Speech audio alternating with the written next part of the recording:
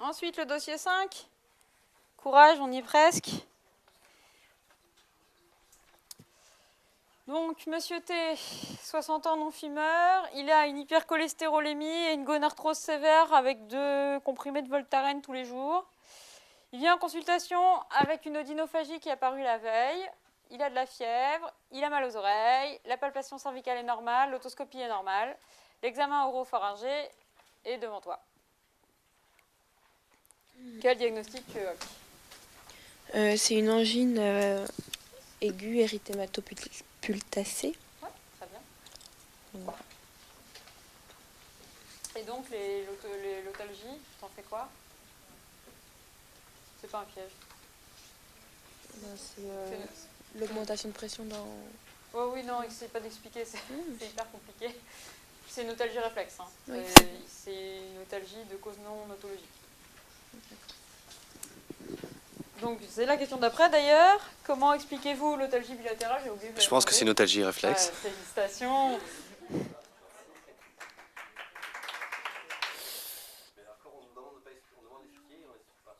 Si, on va expliquer 2 minutes. C'est juste pour vous le dire en fait, mais c'est trop compliqué. Hein. Tu sais expliquer?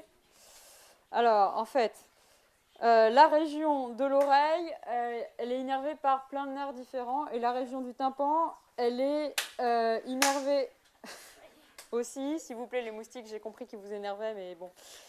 À la fois par le, je me trompe tout le temps, le 9, le 10 et le 5. Et donc, quand il y a une irritation des voies aérodigestives supérieures qui sont aussi innervées par ces racines-là, ça fait une fausse sensation de douleur à l'oreille, qui est pas du tout, qui s'arrête en même temps que le cancer de l'amygdale ou l'angine. D'accord? C'est une otalgie réflexe, c'est une otalgie de cause non otologique. Il faut regarder les oreilles quand même, mais il n'y aura rien de spécial. Vas-y. Point blanc. Quoi? Ah non, elle est hyper typique. C'est quoi la discussion? Est-ce que c'est une pseudomembraneuse? Je vais vous. Non, c'est pas des. Enfin, ça peut pas être des petits points parce que t'as des cryptes en fait dans l'amygdale, donc les petits points ils sont dessus. Je vais vous amener une photo d'angine diphtérique si vous voulez jeudi. Une fois qu'on l'a vu une fois, on la loupe pas. C'est vraiment des fausses membranes, c'est gros, c'est épais, c'est pas des petits machins comme ça c'est tout gentil. D'accord? Alors ensuite, on n'a pas de test de diagnostic rapide parce qu'on est à la PHP. Quels examens complémentaires prescrivez-vous? Je ne sais plus du tout où on en est, vas-y. On va prescrire un bilan infectieux, donc une NFS, une CRP, puis on va essayer de voir la répercussion de la fièvre, donc un ionogramme sanguin. Et sinon, je ne ferai rien d'autre, mais s'il va très bien, je lui ferai même rien. Ouais, il ne faut rien faire, hein. C'est une angine. Donc c'est soit streptotest quand on l'a, alors peut-être qu'en 2150 on l'aura à la PHP, mais pour l'instant toujours pas. Soit rien, et on traite comme si c'était un strepto. D'accord? On ne fait pas de culture? Quand tu vas chez ton généraliste, il te... Voilà.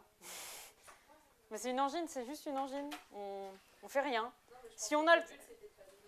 Oui, le but du streptotest, c'est effectivement de ne pas donner d'antibiotiques. Donc si tu as un streptotest, c'est génial, tu fais le streptotest. Et tu regardes s'il est positif ou pas. D'accord? Mais si tu n'as pas de streptotest, tu es obligé de considérer que c'est une angine streptococcique parce que c'est trop grave de passer à côté. Et que de toute façon, tu n'as aucun moyen de savoir autrement qu'avec le streptotest quel type d'angine c'est. Donc tu traites comme si c'était une streptococcique. Donc là, on est dans la condition de tous les jours à l'AP, on n'a pas le streptotest. Et donc, quelle est ton attitude thérapeutique? Alors, moi, je l'avais traité symptomatiquement, mais apparemment, il faut lui mettre de l'augmentin et des antalgiques. Premièrement, tu l'hospitalises ou pas? Non. Traitement ambulatoire? Oui, traitement ambulatoire, antibiothérapie, active sur le germe en question.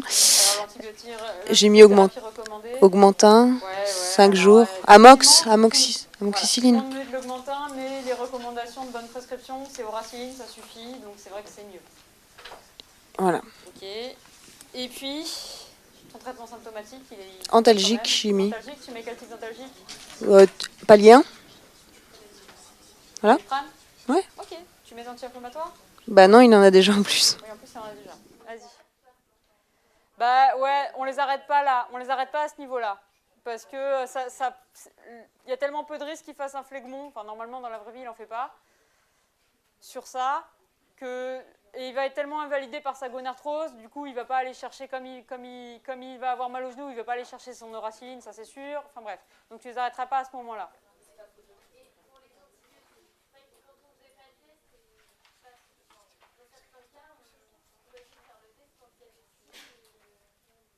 Non, dans un monde idéal, on fait tout le temps le test.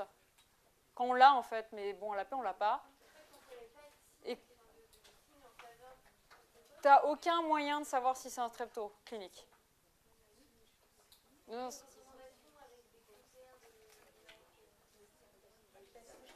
Ah, ouais. Oui. Je ne les ai pas regardés pour celui-là. Mais je pense que lui, on le traiterait quand même parce qu'il est... Enfin, il n'a pas beaucoup de fièvre, c'est vrai. Bah ouais, il est un peu tout pourri. Ah, il fume pas?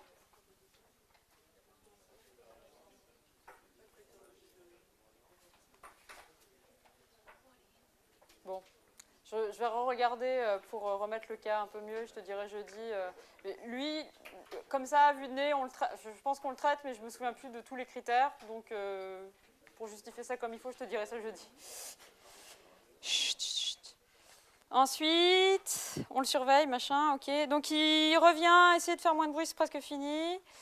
Il s'est aggravé malgré la bonne observance de son traitement. La fièvre est toujours présente. Il y a des pics à 39, il a de plus en plus mal. Ce matin, il ne peut plus ouvrir la bouche. On fait un examen. Décrivez-le à toi. Je sais pas. Oui, pardon. Alors, c'est un scanner de la face, centré sur l'oropharynx, non injecté, pathologique. Pourquoi tu dis qu'il est non injecté? Ah oui, sur les côtés. Là. Bon, bah, injecté. La coupe, elle n'est pas tout à fait droite. C'est pour ça que tu as trois vaisseaux à gauche. Mais il est injecté. Hein. D'accord. Et donc, on voit une masse irrégulière, hétérogène, enfin, avec un centre hypodense et puis autour, c'est hyper dense, en arrière de l'amygdale droite, gauche, pardon. Ouais, et donc? Et donc, ça me fait penser à un phlegmon amygdalien, périamygdalien. Là, tu es quand même vraiment en avant du rachis. Donc, tu n'es pas vraiment en périamygdalien, c'est plutôt rétropharyngé, là. Mais sinon, c'est bien, effectivement, c'est un phlegmon. Si c'était un phlegmon périamygdalien, tu aurais vraiment une boule latéralisée. Un truc comme ça, au milieu, vraiment juste en avant du plan prévertébral, c'est rétropharyngé. Sinon, c'est bien de dire que c'est un scanner, c'est bien de dire s'il est injecté ou pas, c'est bien de dire que c'est une coupe horizontale, c'est bien d'essayer de la situer. C'est bien. Ouais. Alors, un abcès, tout le monde sait ce que c'est. C'est du pus un peu n'importe où. Un phlegmon, c'est du pus dans une loge anatomique, genre autour de l'amygdale, d'accord, ou dans les gaines des doigts, d'accord. C'est limité par une loge anatomique, tandis qu'un abcès, ça va faire une boule n'importe où dans le gras, par exemple. Et une cellulite, c'est une infection des parties molles, et c'est pas forcément bien limité. Il n'y a pas forcément de pus. On reparlera des cellulites jeudi parce que c'est un truc qui n'est pas clair en principe dans les bouquins. On a l'impression que tout est hyper grave et que tout le monde doit aller au bloc avec une traque. En fait, c'est pas tout à fait ça. Alors, qui est-ce qui prend en charge ce monsieur? Vas-y. C'est une prise en charge en urgence, oui. En chirurgie ORL. Très bien. On met antibiothérapie IV, bactéricide et synergique, ouais, contre les germes suspectés. Donc ça va être, je pense qu'on va mettre, j'aurais mis C3G aminoside. Ouais, c'est très bien. Ou C3G flagile, c'est bien aussi. Ensuite, toute la mise en condition. Vas-y. Détail. Voilà, ça va être voie veineuse périphérique. On peut faire je sais plus qu'il a, il a 60 ans, on fait un bilan pré-anesthésie, enfin radio de thorax, ECG. Voilà, ensuite ça va être un traitement chirurgical. On va drainer, enfin voilà, exérèse des tissus nécrosés, on laisse des lames en place, enfin je sais pas exactement. Honnêtement, à cet endroit-là, c'est pas facile Je de sais pas. laisser des lames en place, mais c'est pas D'accord. bête de l'écrire. Voilà. Ça, on peut pas t'enlever des points Enfin, pour ça. En gros, c'est ça, c'est retirer les tissus nécrosés et le pus. Le drainage chirurgical, ouais, Voilà. très bien. Ok. Et puis, effectivement, à ce moment-là, il faut mieux arrêter les anti-inflammatoires. Faire des prélèvements, arrêter les anti-inflammatoires, faire des prélèvements bactériologiques et voilà. Ensuite, la surveillance, enfin, Et puis, antalgique. prix. Voilà. Belgique, pitié. Très bien. Ensuite, bon, ça c'est une question à la con. L'infirmière se pique. Donc l'AES. Après, j'ai envie de venir dans l'AES. Alors, Il faut savoir par cœur, surtout le jour J, hein, mais bon, peut-être le répéter une petite dernière fois. Encore 5 minutes de patient.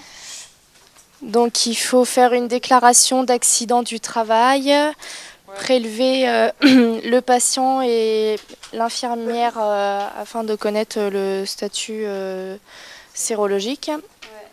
Nettoyer la plaie avec du savon, puis tremper dans du daquin pendant 10 minutes.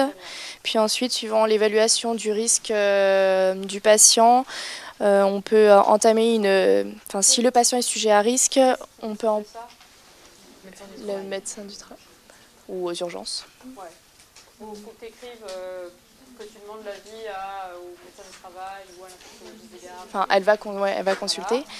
Et donc, suivant l'évaluation par ce médecin du risque du patient, on peut entamer une trithérapie tout de suite s'il est jugé à risque. Sinon, si ce n'est pas jugé à risque, elle devra recontrôler ses sérologies à 1 mois, 3 mois et 6 mois. Ok, bah c'est bien, vous savez bien cette question-là.